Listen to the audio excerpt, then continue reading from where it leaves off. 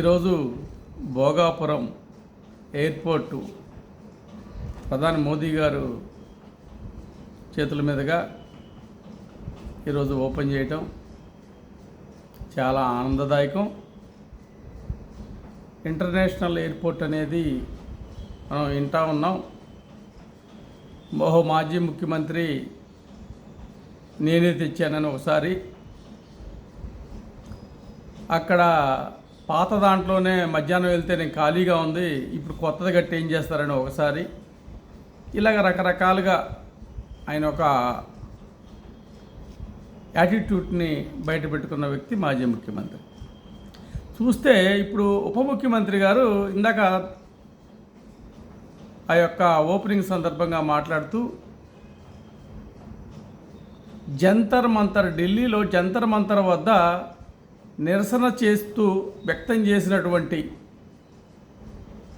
Cockroach వాళ్ళు అవ్వచ్చు, Congress party వాళ్ళు అవ్వచ్చు, విద్యార్థులు నీటి మీద అనేక సమస్యల మీద అనేక రకాలుగా బాధను వ్యక్తం చేశారు. దాన్ని ఆయన ప్రధాని బాధపడ్డారట. ప్రధాని అనటం అనేది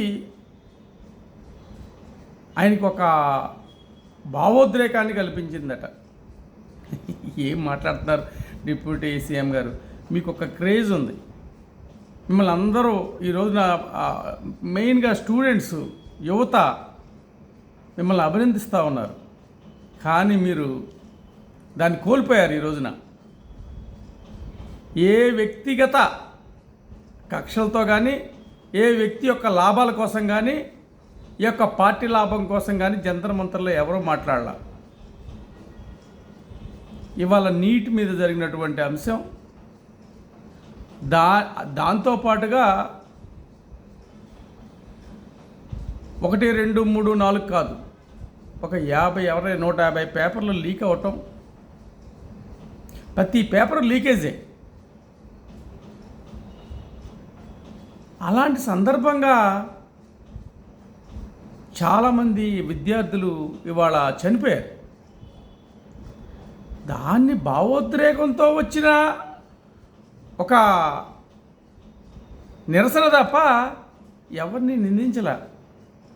ఎందుకు రాజీనామా చేశారు? ఈరోజు విద్యాశాఖ మంత్రి ఎందుకు రాజీనామా చేశారు? నైతిక బాధ్యత వహిస్తూనే కదా.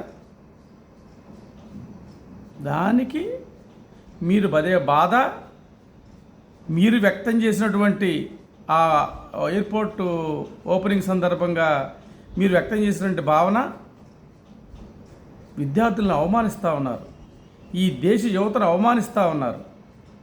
ఈ దేశాన్ని మీరు నియంత్రిత పాలనలో ఉంచదలుచుకున్నారు అనేది మనం చెప్తా ఉన్నాం. దయచేసి మీ మెప్పు కోసం మీరు ఏమైనా చేసుకోండి, కానీ ఈ దేశంలో ఉన్నటువంటి ఈ నియంత్రిత పాలన ప్రశ్నించే వ్యక్తుల్ని మీరు అపహాస్యం చేస్తూ ఉన్నారు. దయచేసి అది మానుకోండి.